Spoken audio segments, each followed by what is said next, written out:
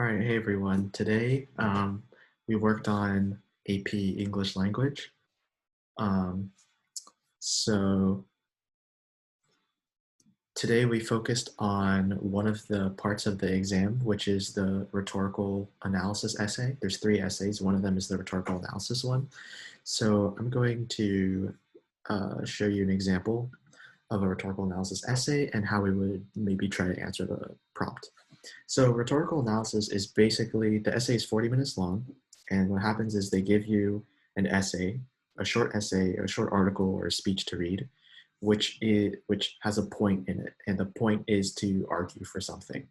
And your point and your goal as a student is to write an essay that talks about what aspects of the essay um, make it compelling to read, or what helps the author deliver his or her message to the audience.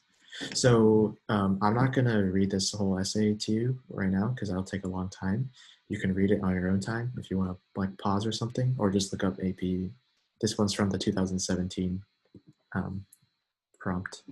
But basically, it's talking about how this journalist and politician, Claire Booth Luce, um, criticized the tendency of American press to sacrifice journalistic integrity in favor of perceived public demand for sensationalist stories.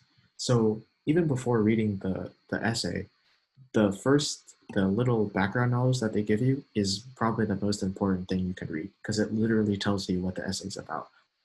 So what does it mean to sacrifice journalistic integrity in favor of perceived public demand for sensationalist stories? That's kind of a mouthful. But basically what that means is she is criticizing how the American press always delivers stories that are really like fantastic and exaggerated because the public wants them, rather than giving them truthful stories that maybe are boring but are accurate. And she's criticizing this because if you read the passage, it's because she's convinced that the American press is the greatest press in the world, and telling the truth is what the American press does. Even if it's boring, it's their duty to tell the truth to the American people. And she talks about how there is no audience anywhere who should be more bored and more revolted by a speaker who tried to fawn on it, butter it up, exaggerate its virtues, play down its faults. So like stretching the content that you're writing about to make it really amazing is something that the press shouldn't be doing. And that's basically what this essay is a criticism of. So how I learned it, and you know, I took the AP test last year, which was the AP test last year because of the lockdown was literally just this essay. So it was pretty nice. And I got a 5. So yeah, I could tell you the things that I did because they seemed to work pretty well. And it was pretty decent for me. So I only write 4 paragraph essays because 5 paragraphs is a lot. You really only need 2 body paragraphs. Is from my experience. So the first paragraph is context, right? You want to start off talking about who is talking, when they're talking, where they're talking, and then what they're saying. And then the last 2 are why are they saying this and how are they saying this. And this whole essay is about how they're saying it. Who, what, when, or why is just for context. How is the whole meat of the essay. Okay. The second is a body paragraph. Let's talk about the first point of how. The third is another one of those, and the fourth is a conclusion. Some people, if the conclusion is not necessary, but if you look at the rubric, there is a sophistication point that you can get that a lot of students miss. I don't even think I got that one. And that's basically just, is your writing sophisticated? Does it examine both sides? Does it have category arguments, things like that? But today we'll talk about the meat of it. So who's talking? Claire Booth. When are they talking? It says up here 1960. Where are they saying it? Women's National Press Club. What are they saying? And there's she's criticizing American press for favoring sensational stories over journalistic integrity. Why are they saying it?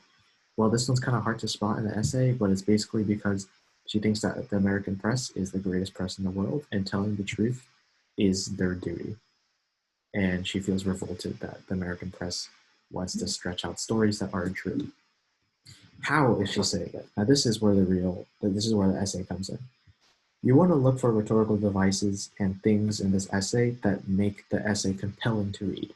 So if you learn about logos, ethos, pathos, or like irony, metaphors, vivid imagery, or like rhetorical questions, those are all things that you can identify. And when you're reading, you make sure you want to annotate those things that you look for. So one thing that I spotted was this part here. You have to tell the subject not only is of great significance, but also infinite possibilities. So what does that invoke in the reader? When the audience hears that, they want to think that the subject is really important, that it's nationally significant, that it's a really big deal. And do you think that would make the audience pay more attention to what the speech, what the orator has to say? Well, definitely. If they know that what they're about to say pertains to them and is really important, then they'll be more inclined to pay attention. So something like establishes significance. I'm not going to go into the details of what will go in the body paragraph, more like what the outline is basically. Because once you get the outline, the actual meat of everything will be a lot easier. Another one I found, this one's a little harder, but if you get any essay that has like an American president speaking, patriotism is always an answer. This one isn't by an American president, but it does have patriotism, I found. At this end here, it says, for the plain fact, it says, I ask you to accept some of the good with the bad, even though it may not make such good copy for your newspapers. For the plain fact is that the US daily press today is not inspiringly good. It is just far and away the best press in the world. So that's patriotism, right?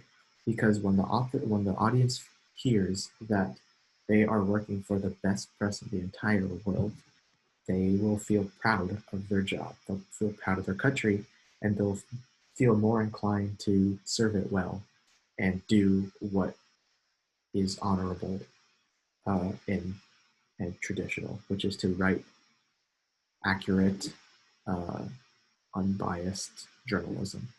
So patriotism is another thing you could write about. And yeah, the conclusion just ties everything together.